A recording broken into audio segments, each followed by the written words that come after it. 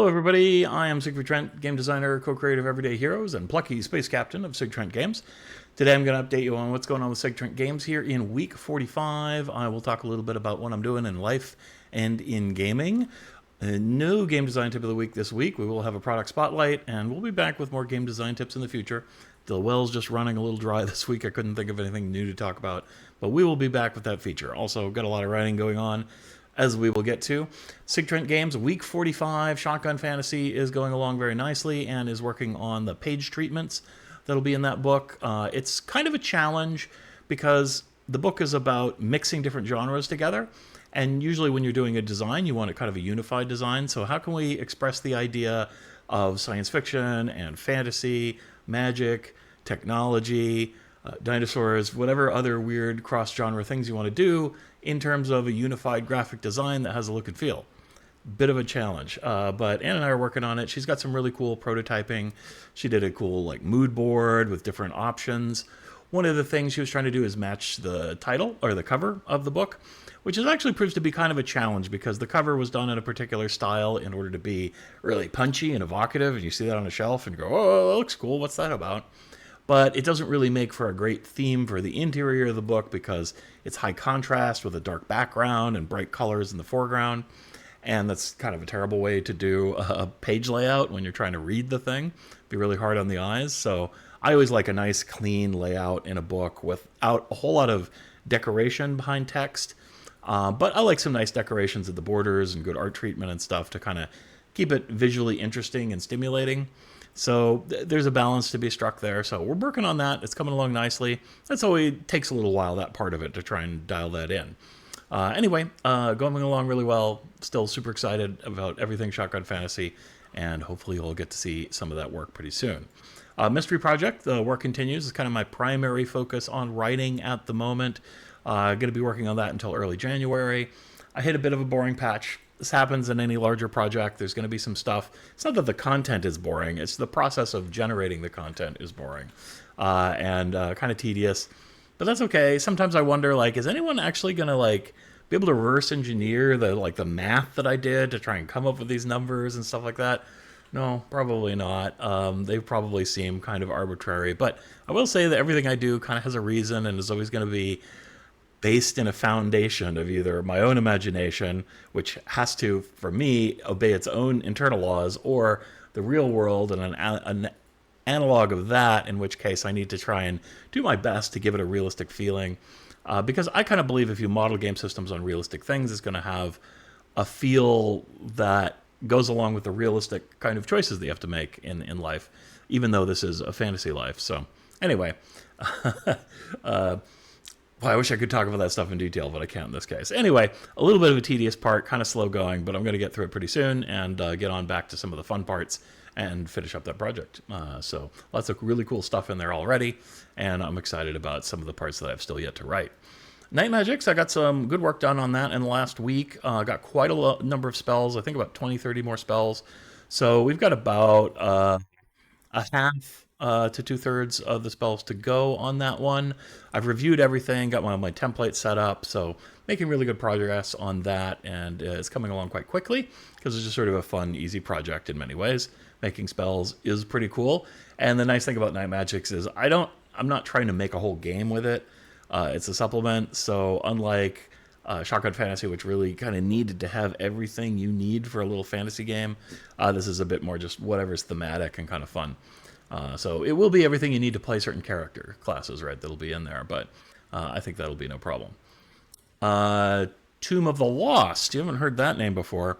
So that's also something I've been writing on this week. It wasn't planned, but I ended up working on it.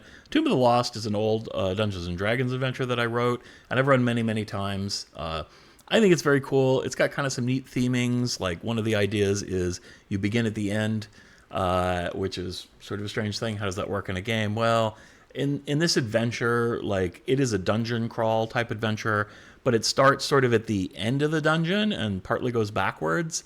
And you don't see the rest of the dungeon, but it's implied in story. So that's part of the puzzle of figuring things out, what's going on.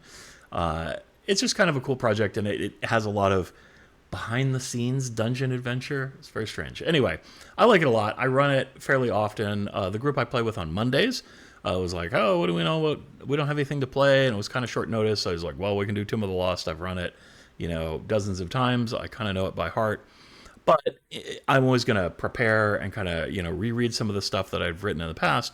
And as I was doing so, I was like, hey, I've always intended to do this. Let's rewrite some of it using my more modernized skills now that I've had. I think the last time I visited that adventure was about 8 to 10 years ago.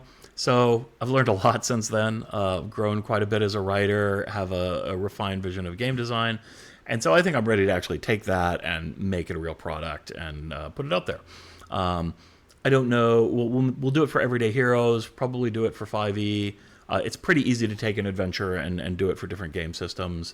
Maybe I'll do it for some other systems if people want to request specific things they'd like to see a fantasy adventure for. It's a little tricky for Everyday Heroes, of course, to go well with Shotgun Fantasy, but it is a fantasy adventure. It's not really one that can be easily converted to a isekai adventure. Although it's possible, but certain puzzles and traps don't work very well unless it is assumed that the characters who are playing it have some understanding of how magic works so that they can solve some of these challenges and use some of the spells and things that are available in the adventure, which, I don't know. I never want to say anything's impossible, but I think it would feel a little awkward to just kind of straight convert it to some kind of isekai type story. Anyway, I don't know when that'll happen. I just happen to be working on it this week to prep for it, but I definitely put it on my list of, I want to finish this up. I think it'll only take me a week or two, and then maybe another week or two to make it for different game systems, get some cover art, do a thing. It'll be a pretty quick project that I can add to our roster of things that you can buy to support SigTrent Games. So that's going to bring us to our product highlight this week. Smooth segue this time. The Shadow Markets is what we're going to highlight. So The Shadow Markets is a book I wrote with Lewis Porter Jr. Games. So it's officially their publication, but we do split the proceeds. So if you buy The Shadow Markets, I get half of the money, and LPJ gets the other half. He's currently doing some really cool stuff, by the way, with comic books and online comics and stuff. So that's worth checking out over on their site. And LPJ's a nice guy. I like working with him. It's really easy to do business with him, and he's always pretty fair. So pretty cool guy. However, I don't want to get on a side tangent about how business relationships and stuff, which is where my brain was going. But we're going to pull back that. We're just going to talk about Shadow Markets here. So it's an Everyday Heroes expansion written for the Everyday Heroes system. It is a modern setting game. It has a little bit of a kind of a John Wick vibe about secret underworld societies and criminal organizations. Of course, John Wick is more about assassins, and this is about drug markets. So it imagines a world in which there are these super interesting, super powerful drugs. A lot of them have analogs to modern day, but, amped up to 11 with some different ideas. And each of these things designed to drive campaign ideas in this kind of world where there's things called shadow markets, which are underworld markets that operate in the secret shadows, which real markets do. But of course, these ones are a little more exciting, a little more Hollywood, as opposed to some guys in an old abandoned house or something like that, right? The reality is usually a little less sexy, a little less exciting. But this is sexy and exciting, a world of, dark combat drugs that have leaked out into the public and strange drugs that can send you on otherworldly journeys. It ties in very well to stuff that you could do in Shotgun Fantasy and stuff. And all my work is always going to kind of tie together in some thematic ways. Anyway, so it's got that criminal underworld side, and it's got a detailed career path for being a narcotics trafficker, essentially. So if you want to be a drug cook, or you could be, a scientist, or you could be a criminal dealer, you could be a kingpin, you could be an accountant. I actually don't remember all the specific options, but it has a whole career path that's all related to the drug markets. And then another career path that's all related to being a police officer who's going to be on the Vice Squad investigating these kind of guys. So it provides a mirror, you might say, of these two worlds, where the criminals who are distributing the narcotics and the police officers who are trying to stop them or maybe being corrupted by this whole activity, etc., etc. So are you strictly playing heroes in this one? Maybe, maybe not. It's supposed to be dark and gritty and kind of morally gray. So it does have a new class, which is the Super Cop, which is a lot of fun, which is kind of like your Hollywood super cop. It's a strong hero rather than like a smart or a wise hero who's going to be doing the investigation. So are they the most skilled, the most clever? No. But, the character class has enough skills that if you want to play the super cop as, more of an investigator and whatnot, you certainly can do that. But they get a lot of tough guy-oriented talents and things like that. So you could be that super macho, awesome cop kind of a character, right?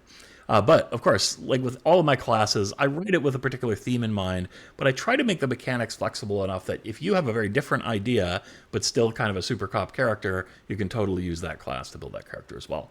The other class that's in there is the Juicer, kind of inspired by good old Riffs. And this is a character that pumps combat drugs with crazed mentality into their body, so that they can do super feats and be impenetrable and run out and do terrible crimes, or just be violent, or maybe be, the guy who's going to fight against the neighborhood thugs, and he's going to use any means necessary, and so he's using all these drugs that the bad guys distribute, and he's going to turn that back on them. However you want to analyze that character, basically it's a character who uses drugs for combat. And it's a pretty fun character, and it's very versatile, and you can actually make a lot of kind of interesting superhero-ish or supervillain-like characters with it. But it's still going to fit in and be balanced with everything else in Everyday Heroes. So it's pretty fun. And then, of course, there's a whole section with a bunch of these very creative drugs that I sat down to try and create. Many of them, I suppose, are analog. And it's one of those things where I try not to look at real-world drugs and then make analogs to it, but I just sort of sat down and thought, what are all the kinds of experiences that people kind of wish they could grant themselves cheaply and easily, and then a few like, what would be just like really weird and mind-bending and totally different, or what's a chemical that would like really change how society works and become a big problem, but at the same time be really attractive to some people. Just all the sort of themes you get with real-world issues with narcotics and stuff. And but create original ideas based on that. And then, of course, when I went back afterwards, I'm like, oh, yeah, a lot of these do kind of have real-world analogs and stuff. So I guess if you're planning to create fiction on the basis of real themes, you are going to cross over into reality pretty often, I guess. One of the funnest parts of making those was coming up with cool street names for these different products, that kind of like has that essential nature of it's quick and it's easy to remember. It's evocative of what the drug actually does, but maybe not entirely truthful.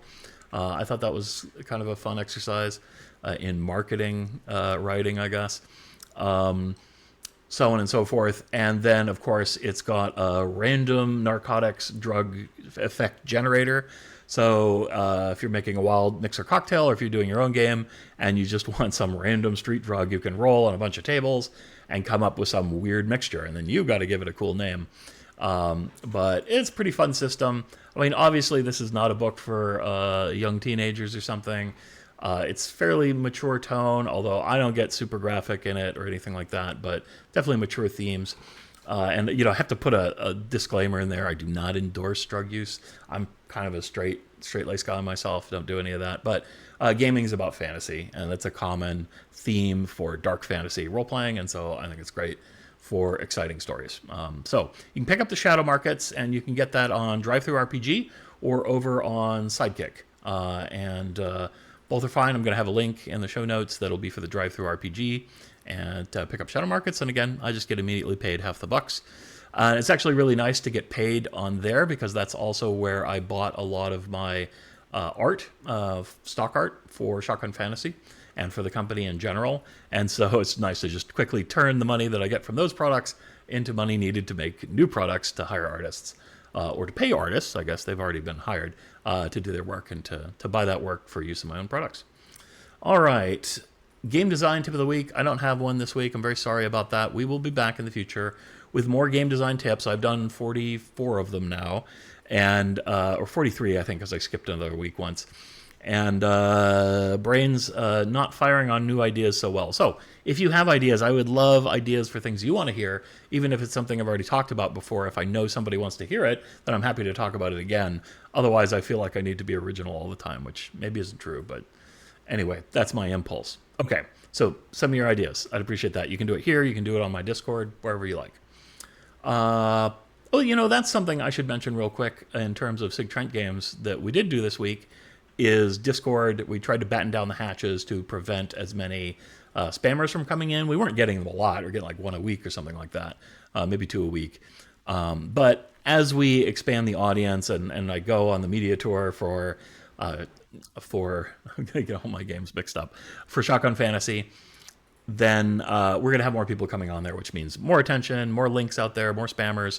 So we're just trying to batten down the hatches. So if you join our Discord, you're going to get kind of a probationary tag. And then once we think you're a real person and you haven't done any spamming, we'll promote you up to regular status and you can access the forums. Is that going to stop every spammer ever? No, probably not. And they can get in and they can post on just like one or two channels, the kind of introductory channel. And we made a special channel for them that says like, please ban me. So if they post anything there, we know that they are some kind of spammer. And there's a little questionnaire as you come in that says, yes, I want to annoy everybody and post useless crap on the board. So if they check that, they get a special tag that says they're a troublemaker and we can just boot them out of there. So we'll see how that works. I think most of these spammers are just automated bots, so they'll just check that box to get access to whatever it gives them, and we can chop them out real quick. Anyway, it's kind of interesting things you have to do when you've got a little community. You got to guard against that sort of stuff just to avoid annoying your patrons, which we don't want to do. We want you to have a good experience. All right. Playing games this week, I played a little bit of No Man's Sky just off and on. I've decided to fly to the center of the galaxy. It's a little bit of a boring activity, but it is one of the achievements in the game. And I just thought I would do it at least once. So I've been doing that. And I've discovered a little bit how to do it faster. So I learned how to use black holes to get bigger jumps. And I am about halfway there. But I just do that for like 20, 30 minutes while I'm eating dinner. And then I get back to my work. I have been playing a new game called Geneforge 1 Mutation. I should say new game. New for me, it's actually like 20-some years old. It's by Spiderweb Software, which has been in the RPG business forever. They make another game series called Avernum, something like that, maybe some more RPGs. Anyway, they make old-school isometric RPGs. Geneforge 1 is one of the older ones. This is an update, so it's got more modern interfaces and it works better on modern hardware than the base version that you can buy. So this is Geneforge 1 Mutation. I have the whole series in the old school version, never finished them, have started to play a few of them. I really like this reinterpretation. It still feels very old school, but it performs a lot better, so it runs smoothly. Strangely, a lot of old games run very badly because they have to run inside a lot of sort of emulation levels and very inefficient. But this runs really nice, and it's really fun. It's got great storytelling and great world building. It's a really cool world. It's about like in this world, there's these guys called Shapers, and Shapers can create life, both with a mix of magic and technology. So they may take like pools of magic DNA goo that they then transform into living creatures. Some of them intelligent living creatures, some of them kind of mindless servitors and stuff, and everywhere in between. And so there's a lot of moral questions, and you start as a Shaper, or at least a member of Shaper Society, as to is what Shapers do moral, and what happens when the Shapers abandon their creations and they try to live lives of their own. And it's got a lot of cool mystery. Really great story. It's not told in that kind of deep, layered storytelling like you're going to get in something like in Baldur's Gate 3, right? Because it's an old game and they only have so much text. But on the other hand, it really gets to the meat of things all the time. It never gives you a bunch of boring world building that isn't relevant to the situation you're in. The world building is always relevant to what you're doing, and the story ties into the world building incredibly well to just give you a nuanced picture and to make you think about your choices. Another interesting thing is, like, in Baldur's Gate, you have quite a range of dialogue. You can be pretty subtle with the way you deal with characters. In this, it tends to be a little bit more black and white. And normally you might say, well, that's a criticism, right? I can only choose this idea or this idea. Neither of them evil, just very different. So, for instance, one of the groups that has broken away after the Shapers have left them here on society, these intelligent servitors, they've got different attitudes. One are like, hey, we're independent now. We recognize that you guys are really powerful. And now that you've come back, because you're the only Shaper they've seen in like 200 years, we want to be treated as equals, right? We respect you, but you have to trade with us. We're not just going to give you things. We're not going to be commanded by you. We have our own society. Then there's a group that's like, oh, we've been trying to uphold the Shaper way the whole time. We're so glad the gods are back. We want you to help us, please, because we're in some trouble. We're having difficulties. And we're so happy to see you. And we've tried to keep everything the way you might want. Now, your character is a shaper, but you're kind of a pretend shaper. You're like an apprentice student who suddenly has been elevated in power and position because you're the only shaper on this island, right? And so with these guys, it's kind of interesting. You can talk to them and you can say, oh, yeah, you're doing great. Yeah, everything you've done for the last 200 years, like maintaining these really pointless records, is a totally great thing, and I'm super happy for you because that's what they want to hear, right? Like they've dedicated their generations to upkeeping useless bureaucratic nonsense that's totally pointless when they could have been using that to survive and feed their people and stuff, right? But are you going to tell them, no, it's completely useless what you're doing. You're a fool to have ever followed us, and take 200 years of their dedicated effort and culture and just try to flush it down the drain as their only authority figure? Now, obviously, a wise person would probably tread somewhere in the middle, and you say, you've done great, but maybe this is a new direction for you to set. We have a new agenda. The game does not give you that luxury. It makes you make kind of a hard, basic choice as to what direction you want to go, whether you want to undermine their society and what they've been doing and possibly really anger them, or kind of coddle them and keep them on a path that's maybe not the best for them, and maybe not even the best for you. So it's a good engineered moral choice, and I was a little frustrated that I didn't get to choose something that would be wiser, but at the same time I thought, well, this really does make the story more interesting and more dramatic. So anyway, cool game design, GeneForge 1, Mutagen, neat game. Check it out if you like old school stuff, right? If you can't handle kind of chunky graphics and maybe not the best interfaces and maybe not the most sophisticated game systems, maybe not for you, but I really like it. I'm going to talk about my shirt. You may have noticed that I am not as zoomed in as I normally am. You can see a lot more of me, and that's because I wanted to show off this cool shirt. This is a shirt that my game master for the game we usually play on Saturdays or Sundays, and who we've been playing Traveler with, bought for all of us as a holiday gift. And so these are crew shirts from our Traveler spaceship, and Madsen is the last name of my character and his big corporate family. And so this is the captain's shirt, and this is the Chance Encounter is the name of the ship. And so he did this for all the players in the group. And we happen to have a custom t-shirt printing place right next to our house, so it was real easy to have shirts printed, and we just go pick them up. So, like the same week he came up with the idea, I've got the shirt. So I want to wear it. Thank you, Brian. Super cool. Really appreciate it. Had a lot of fun. May everyone have such a wonderful game master and great people to play with. You get that kind of camaraderie. I think that's pretty damn cool, and I'm quite proud. All right. Speaking of proud, Nomad Anne's Twitch channel continues to rock along, entertaining people. She's mostly on the weekends right now due to all the layout work that she's got to do between Shotgun Fantasy and doing some stuff for Evil Genius Games. She's doing No Man's Sky Adventures primarily on there, but I think you're going to be seeing some Phasmophobia again soon because they just had a new thing come out and there's 3 new ghosts, so she's going to want to hunt those down. And there's a lot of ghosts already, so it'll take a little while to see those 3. But we're going to give it a go. Hopefully they'll increase the odds of getting those newer ghosts. We'll see how it goes. They may have some cool new behaviors and stuff like that, so I just updated the patch, so maybe check that out as well. Life in general, my creakiness has dissipated somewhat. Still a little creaky, but less creaky than I was last week. That's a win. I like that. Been listening to a lot of Christmas music at the gift shop this week. Gift shop's been pretty slow despite that. We do get Christmas shoppers, so the money's been pretty good, but it's still not a lot of people. That means I've been able to get a little bit of writing done at the job. I love it when I can double up, but still take care of the stores, still take care of customers, of course. My first mission there. I've just been having fun writing. I've been working on 2 or 3 different projects this week and enjoying all of them quite a bit. So that's cool. The time has just been running fast for me the last 2 weeks, I would say. I was like, wow, is it time to do another video? Oh my gosh. Time flies, and indeed it does. So I hope you guys have a great end of the year and fun stuff's going on for you. We will see you next week. Later.